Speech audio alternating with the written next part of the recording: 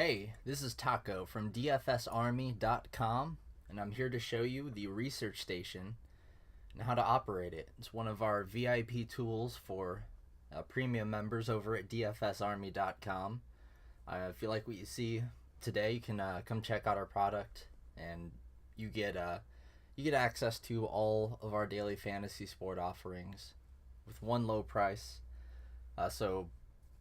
Looking at the Research Station here, lots of different tools you can use to help you in your research.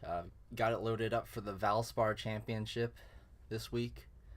I don't got to talk about the event or anything. Just going to show what everything does for anyone here that might be lost. And all the numbers and stuff. It can be a bit much. I'm gonna explain to you how I get every stat. And what goes all into it. So just starting from the get-go, you can pick either DraftKings or FanDuel, depending on what site you're playing on. Of course, the scoring is a little different on both, so projections are different. But I mostly look at DraftKings. It is kind of DraftKings oriented, but we still love our FanDuel folks over there. So just starting off on the left-hand side here, of course, you've got your salaries for both sides. That kind of goes without saying. And the only other tool, or the only other stats that I have in the frozen section is the sample sizes. Just to very quickly point out who's popping because they have a low sample or what. I mean, how often do we see guys that just pop off on the chart and they've only got like 4 rounds played or something? So that'll give you a big warning. You head down here to the these guys here, and they've all got like under 10 rounds of shot link data, and even less events played. So that's what we go off of here is shot link rounds, rounds where shot link data was recorded. Some things like fantasy scoring or some of the other stats we have, we just choose regular rounds. Stuff that involves like the stroke totals, like the field ranks that we'll get to. But this will just quickly show you, how many rounds of data we have on that person over the last calendar year, and number of events they played in. These are the odds. These run automatically, so they're constantly updating. The open row the open column just tells you where they all started at on the week, and live is where they're at right now, so that'll continue to update. And the drift shows where they've ventured off to since being posted. Like you can see here, Ryan Moore started at 52-1. He's 46-1 right now. They are in decimal format though, so it's not exactly 52-1. I think it's 51-1 or something. Like you add one for decimal formats, but in golf, it's always safe to use the decimal format. It's pretty easy. And yeah, you can see where guys are moving around. And really the drift just shows you who's being bet up or who's just odds are shortening on the books for whatever reason. You don't want to read a terrible amount into them. Sometimes, some of the guys, especially down low, might be a little misleading, but I mean, we saw guys like over the last 2 weeks, the person that drifted the most was Kisner, and he's been playing a lot better, so you can kind of see here. Oftentimes it can be kind of indicative. Sometimes people just really feel someone's gonna win, and they get bet up like crazy. Like DeChambeau, when he was getting his wins in the playoffs, he was drifting like crazy. So just something to keep an eye at. Also a little indicator for ownership. And here's where we'll have the ownership projections when they're out late Tuesday, early Wednesday. So we get them out there after we run all the data for that. So onto the adjusted implied odds. So right now, if you do the classic conversion of decimal odds to implied percentage, you'd get 20% from Dustin Johnson since he's just 5-1. But there's an incredible amount of rake or vig or juice, what have you, in the odds books here. So they're adjusted in meaning if you're to add up all these percentages in the win column, it would all come to 100%. Actually, you can only really have one winner, so they're all adjusted down to account for the rate to give you a more accurate win percentage, top 10 percentage, and top 20 percentage on these guys. This is a newer thing that I added just this week, and it should be really awesome to see how guys go, or just how guys rate out. It's a pretty easy way to see, who's got more of a real chance to win this thing, and who's more of a top 20 safe kind of guy.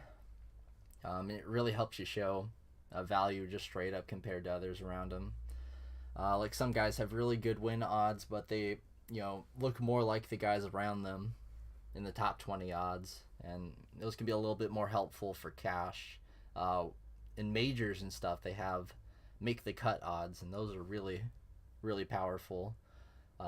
Definitely try to add those like during the Masters and whatnot, but top 20 is the most consistent one you can get going constantly, and that one's also live updating, just like the aggregated odds. And they are aggregated, meaning they're an average taken from tons of different sports books, and only the good ones. I got rid of the crappy ones, don't worry about it. So it's some really nice information right there. Course history should speak for itself. Projections also should speak for itself. The fantasy point projections for whatever site you're on.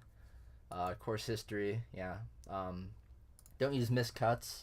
I use the actual numbers, just to get, it's a big difference when a guy misses the cut by one stroke compared to when they're coming 144th. That's it's a little bit more indicative that they're really, really bad. But try to do that for all the different results here, and that goes right into the field rank that I'll explain a little bit. Recent form, again, kind of speaks for itself. Right here is the size of the field, so you can get a relative measure for each guy there, and you can actually open it up and go back about a year's time, all the way back to the Masters right now. So that's pretty cool. I think it's the last 40 tournaments. I always have the last 40 tournaments up there, so don't forget about that. You can always open that up and get an even bigger picture of guys' form than the DraftKings game logs will give you. This is about what the game logs go back to. Actually, the game logs go back to about here, before the Tour Championship. But you can, not a lot of data from DJ yet. I know he's great, but you can see just going back further. If someone's in really hot form, sometimes it's worth investigating to see if that actually holds up over time. Or some guys have only been hot for a week or two. There's a good example here, down here, Brian Harmon, someone who's getting really popular this week. You can see he was 8th. I mean, this is more of an apparent example here, but this is kind of a reverse example, I guess. See, he's looked freaking horrible so far, but you can see if you open it up, really he would start to get a lot better around this point, swing season last year of all that. And just trying to think of an example kind of guy here, for example, Lucas Glover. His game log started right there on DraftKings, so he looks like the most amazing thing outside of those 2 weeks. But going back further, you can see I had an extended time off and was missing cuts before that. So just good to look at those kind of things and keep them in reference. And the fantasy scoring stats. This is a directly pulled from the fantasy scoring tab. So we'll take a quick detour and check that out real quick. So this shows everyone's average DraftKings and average fantasy points, and then average strokes gained to the field at each hole type. And the strokes gained to the field is just averaged out by a score that a guy got on that given hole versus the average that hole played for the day or the tournament. So obviously the better guys will gain more strokes, and that leads into the projected round score. So this is just what you can expect the guys to score on average. This is more for predicting finishing position betting and stuff, but what you really want to look at, of course, is your fantasy point scoring, projected DraftKings points per round, projected FanDuel points per round, and this row right here will help you determine whose scoring system helps you out more. Like Jim Furyk does, ranked 50th on FanDuel in projected FanDuel scoring, but not so much on DraftKings. You see that the other way around with Sung J M. Like, since FanDuel punishes things like double bogeys a lot more and bogeys, and doesn't give quite the eagle bonus, things like that. That it all lends itself to guys scoring differently on different sites, and that can help you determine which site to take different guys on. And then it's split up by short, long, and short, medium, long, par threes, fours, what have you. The different hole types. The numbers used to split it are, I pretty much just split it up in half. The shortest half of the par threes, and then the longest half of the par threes. You can see like there are 5 long par threes on this course. I think they're all like over 190 yards or something crazy like that. It's the only course like that too. One of the only courses that has 5 par threes, but with them all being long, kind of makes it a real, obvious place to look this week. You want the guys that are destroying those long par threes, and then you can also see, you can just get an overall view, and then they'll all come together in both the projected round score and projected DraftKings and FanDuel. This is just raw per hole, so just on average what you can expect of them. And of course, the number of holes in the sample, so you can see who has a small sample and whatnot. Moving on to field adjusted statistics. So when I say field adjusted, it means that the entire field is taken into account along with the strength of the field. When looking at guys' numbers, so a good example of this is like driving distance. Guys that go to WGC Mexico, if you go by the standard PGAtour.com year-to-date stats, if your guy was like hitting 290 or something going into Mexico, and then with all the elevation being so high and the ball traveling so far and the average driving distance being so long, that's going to bump up his numbers no matter what. But this takes all of these stats minus made cut percentage. I just put it there because I don't want to give it its own little spot. But all of these stats are compared to the field. So it really starts out like driving distance, for example. It starts out as the average driving distance on tour, but then it also has distance gained added to it. So it could have been called just driving distance gained to the field per round, but I just applied it to the average driving distance on tour to give you what is field adjusted driving distance, and it's really accurate, a lot more accurate than just using year-to-date numbers, because it takes the different courses into account. Some courses are just really hard, and like Valspar here that we're about to go to, a very, very hard course. Your numbers are going to tank if you go to that, but this makes sure that guys, their numbers are based on their actual merit and how they play against the field, with the strength of field taken into account, and not just the raw numbers. And guys that pick easy courses to go to don't get the unnecessary bonuses that they don't really deserve, especially if they're not even gaining according to the field in that given in that given week or whatnot. You see a lot of guys that just have really skewed stats, especially early on in the season like this. And a lot of it is just from course selection. Some guys like to go the easy courses. Some guys like to choose the hard courses. So, that all can mess things up. Of course, your bombers like to go to the bombers courses, so that gets their average driving distance bumped up even more. But this takes everything into frame. Made cut percentage is just the percentage of cuts they made in over their last year. So this number right here, the sample size for their last year, it's pretty much you made 93% of those 21 cuts. Not bad at all. Driving accuracy, same thing as driving distance. It's just fairways gained added to average driving accuracy on tour. Greens regulation percentage as well. Green and regulation, for anyone that doesn't know, is whenever you hit the green in one shot on a par 3, in 2 shots on a par 4, or in 3 shots or less on a par 5. I guess you could also drive the green on a par 4 and get a green and regulation that way. It'd actually be a green under regulation, but it's all counted here. And I think I also included fringes as well, just because a lot of the time you shouldn't really be penalized for hitting a fringe that's like right next to the hole, and you can easily putt off of that. Here you have birdies or better gained.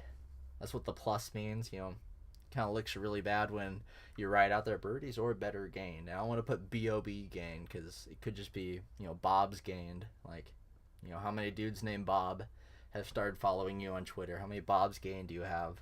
And I think Indian people might also have a different definition for that. But jokes and memes aside, the birdies plus gained, it's the birdies and eagles gained to the field per event. So this is adjusted also for if you miss the cut. So if you only play 2 rounds, then your birdies and eagles combined are compared to the field, and then their averages with 2 rounds. So it's all a lot of the stats, like especially if you just look at the PGA Tour website, a lot of the stats, especially if you go event by event, a lot of guys don't have recorded stats if they miss the cut, but I make sure that everybody, in this sheet, definitely every stroke, every round by every person is counted, and it all counts towards their statistics here. And that was always a big problem before, was not having stats for guys that missed the cut. So birdies are better game. That's gonna be huge, especially on DraftKings, just with how fantasy scoring is, and it kind of goes right in with the fantasy scoring stats too. But this will just show you right away who's better for this is good for GPP purposes. Average fantasy points gained, it takes placement points into consideration. It's just overall fantasy points, and then just compared to the fantasy point output of people around you. So real nice way to see who gains fantasy points to the field, and that might be a little bit more for like cash, is where birdies gain, definitely a stat to look for in not only in like GPPs and stuff, but there are just certain tournaments where like the Desert Classic, where it's just a complete birdie fest, that you want to find the guys that are really able to gain a lot of birdies to the field and put them up like crazy. Then you've got courses like this one where you want to look towards the opposite of that stat, double bogey avoidance. So this is double bogeys or worse percentage, pretty much. The lower the number, the better. Like obviously you don't want to be double bogey, and that's really bad. So, and this is just a great stat to show you who's cash safe and who's like GPP aggressive.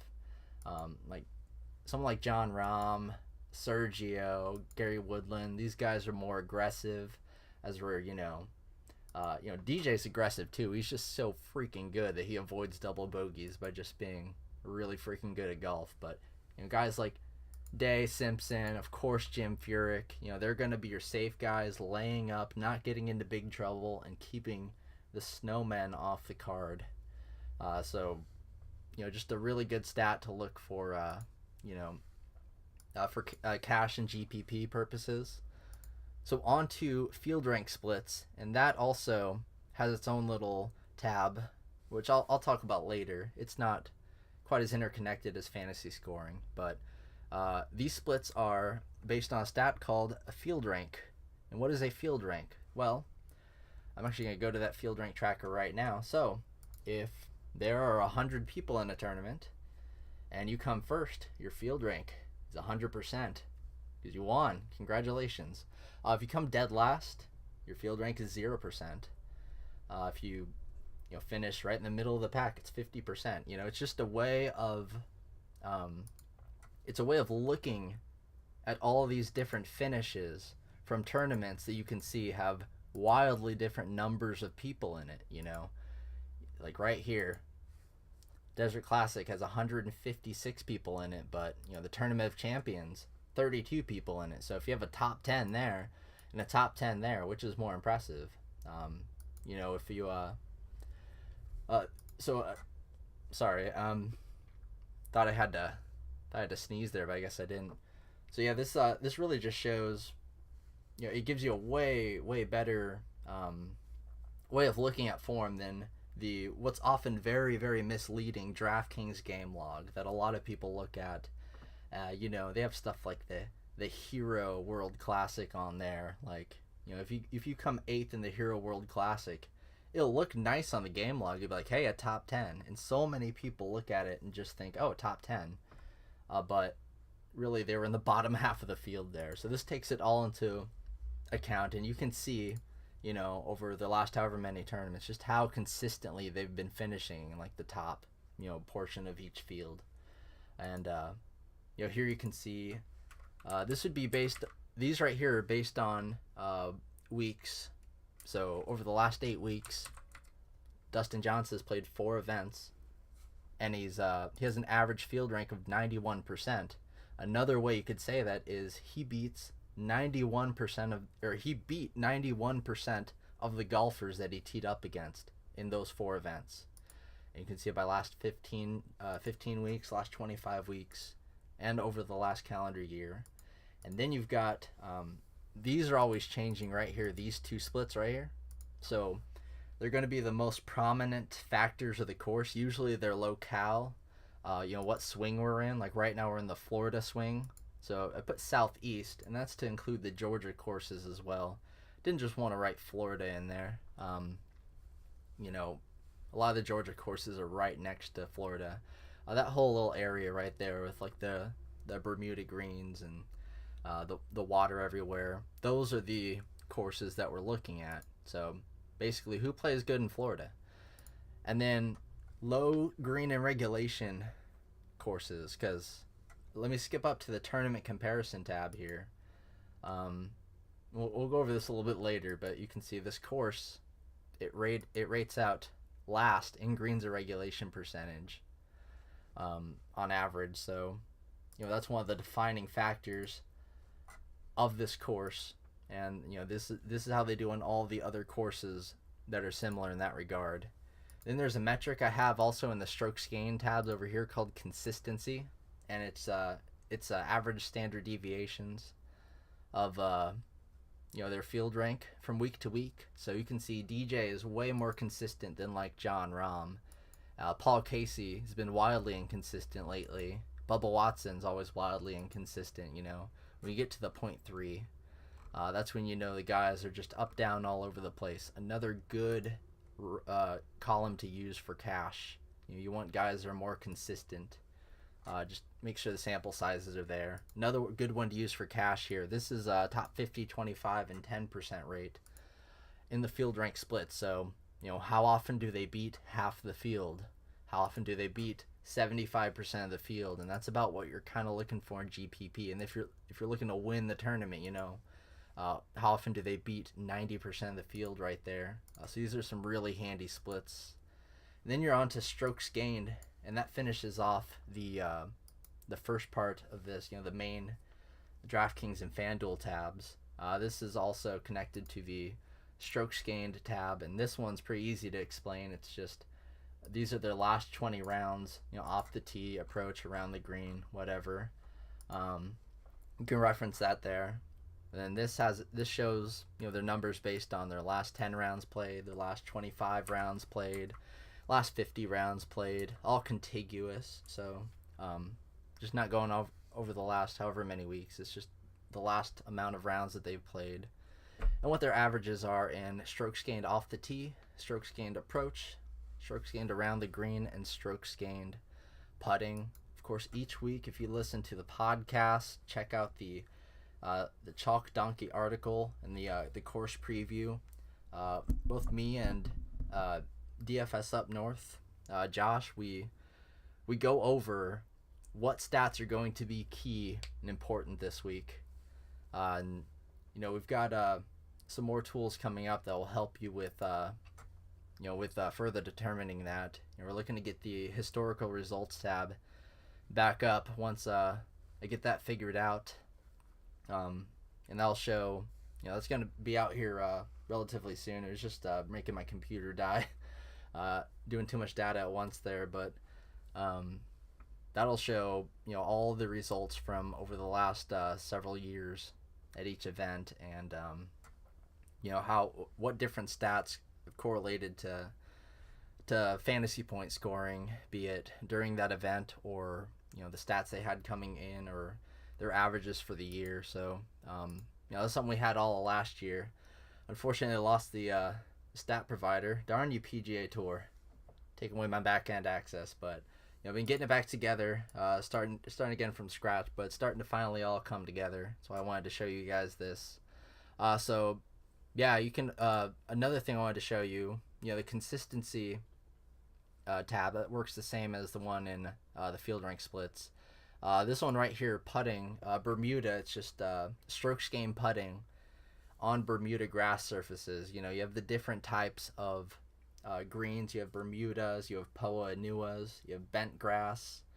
So it's important to, especially in some events, especially with like Poa, I found it is really nice to look at who putts a lot better at on one surface compared to another. So we've kind of gone over some of these already in the process. Here's the stat cruncher.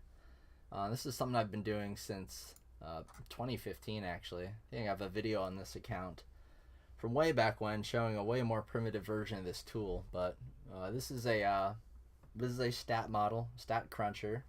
It's based on z-scores. Everyone has a score from -3 all the way up to 3, depending on how good they are. Just to, this is how we can weigh stats that are completely different than each other together equally. Like comparing odds to driving distance is usually very hard, but using this method we can pretty easily compare all the stats to each other. And how this works is, I have it written right there, but with the Research Station, you always want to make a copy on Google Drive, so you can edit everything. You'll use it for the player comparison tab as well, and you just put in all the different numbers that you want, and it'll automatically update. So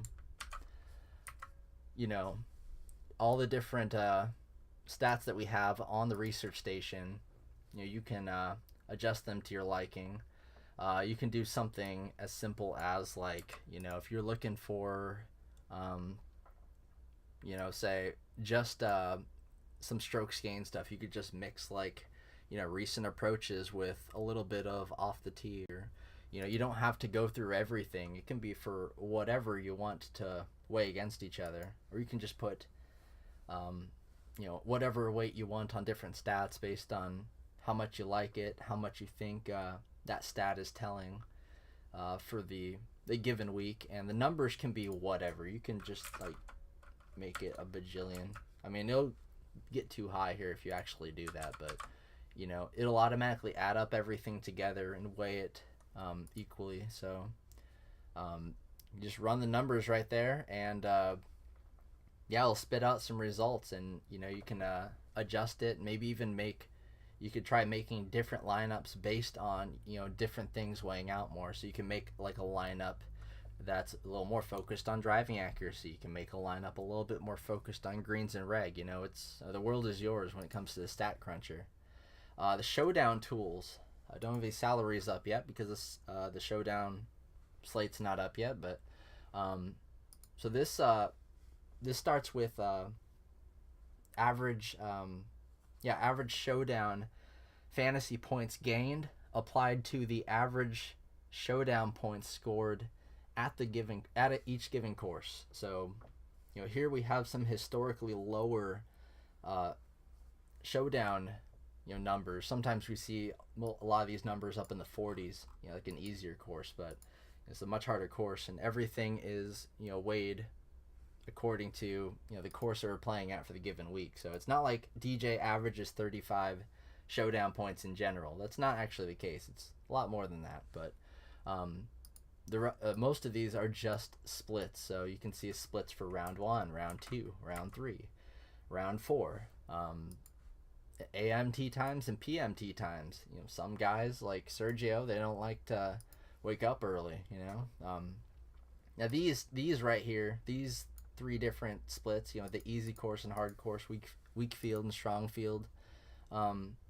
I like to look at some of them a little bit more. Like if we are in a really strong field, I will look to that. Or if we're in a really hard course or a really easy course, I'll look to it. But it's not something you really want to overrate too much, especially AM, PM. I feel like that one's a little bit noisy, but it's still neat to look at.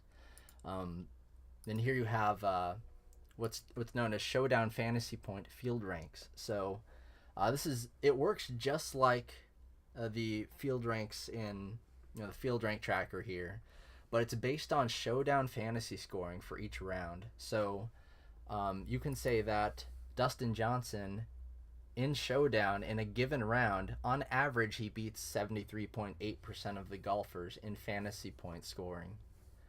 So that's a really handy tool right there. You can also see how often they beat half the field, how often they beat 75% of the field, 90% of the field, 95% of the field. So, you know, these guys would obviously be more of like your cash sort of plays. I don't know if you play cash and Showdown. That's kind of weird, but I mean, go for it. And then here you can see the upside that these guys have, how often they really pop off. You know, top 10, top 5% especially. You're going to want to look at guys that have the upside to, you know, to put up big Showdown scores. It's very important there. Already went over the field rank tracker. This is the player comparison tab. So you can pick between FanDuel or DraftKings, whatever you want there. And this one has weights as well, sort of like the Stat Cruncher, and you can put different weights on the stats that you want to just compare. And it just helps you choose between 2 golfers if you're having a hard time choosing. Like you know, if you're looking at, you know, Dustin Johnson versus John Rahm, it really helps with guys that are the same salary. But you can also, you know, compare like their value and stuff. Just gives you a nice little head-to-head, you know, comparison of 2 guys, and it'll also show their, you know, their finishes with their field rank, both at the course, which you know, neither of them have any recent course history here. Maybe if I switch to someone else like Woodland or like Webb Simpson, there you can see their finishes and their field rank at the course, and then at their last several events played on tour.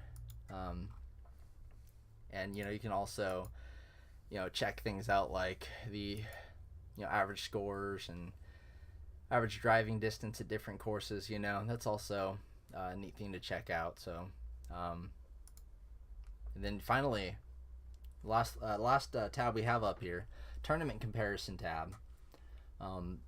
So this looks at all of the tournaments that we've played over the last 3 years.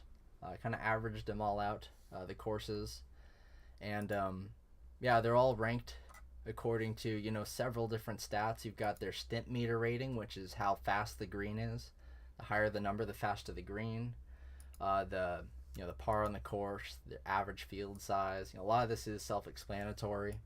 Average score, standard deviation would be, you know, the standard deviations between everybody's scores. So take a very low number, like say Bethpage Black here. Very low scoring standard deviations would mean a lot of the scores are very much the same as where in Aaron Hills the scores were all over the freaking place because, you know, it's the U.S. Open. Average Showdown fantasy points, you know, that's obviously something to look at for Showdown. Driving distance, you can see like here, since it's only 275, very low on there. You can tell this is a club down course. You know, whenever you see numbers under 280, it means that people leave their driver in the bag for the most part, because it's more important to find accuracy. And you know, all the basic stats here: greens, reg, eagles, birdies, pars, bogeys, double bogeys. Like here, you know, eagles, birdies are very, very hard to find. It's a tough course, but lots and lots of pars to be had. Not as many bogeys, or there are a lot of bogeys actually. The higher number on bogeys and double bogeys, the more there are. But you can see that it's unlike last week where it was a hard course, but nobody ever parred, and they had some eagles and birdies in play. Here at this course, the eagles and birdies are what's hard to find, and people par all the time. But the double bogeys aren't as much of a huge risk as they were at the Players and Sawgrass. Then you got some stats that are only available at the ShotLink courses, so the sample sizes aren't as big there. You can see just over half the courses actually do. A lot of these are like rotational ones, like for the majors and stuff, but you can see the number of fairway strokes per round, average strokes taken out of the rough, and the average sand strokes taken per round. So like this is one of the worst looks like it's the second worst on tour as far as sand strokes per round. So it might actually signal we should look at sand save percentage, and some of these stats are just ones you'll have to look up on PGA Tour website. Stuff like just sand save percentage, stats that you're only going to use every now and again. And this here's the approach stroke section. This one's really neat because it shows not the percentage is not the percentage of the strokes that are from each given distance. It's the percentage more or less than an average course. So like here, for example, Pebble Beach, 13% more strokes taken under 125 yards. So you can see that's by far, well, it's actually tied with Kapalua for the most on tour. So that wedge game is going to be really important there, as we're here.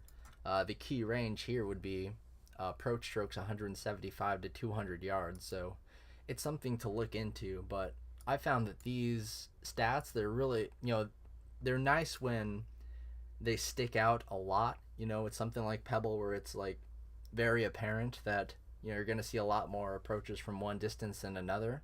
But for the most part, I found it to actually be pretty low in the correlation department as far as correlation to fantasy point scoring on most courses. But like Bay Hill, we went there, the 200 plus yard approach strokes are obviously super important there, and there is something to really focus in on. So a lot of the stats you don't want to go too in on, but it is important to look at extreme examples on both ends. And then of course you can also see here the location, the region that it's in, and the green types, like I'd kind of mentioned earlier, and the firmness of the greens as well for the ones I could find that on. So that is the research station. That is everything there is to it. Hope you guys learned something, and if you want to check this out and have access to this every week, along with access to all of our daily fantasy sports offerings for baseball, football, basketball, I do NASCAR there as well. Have a lot of fun doing that, and also get access to our Domination Station lineup optimizer and our VIP articles and the full version of the Taco Tuesday podcast. Then check out dfsarmy.com. Use promo code TACO on sign up for lifetime 20% off. You can check us out using the link in the description. And thanks for checking out the research station. Hope I see you there at the DFS Army, and I'll see you guys later.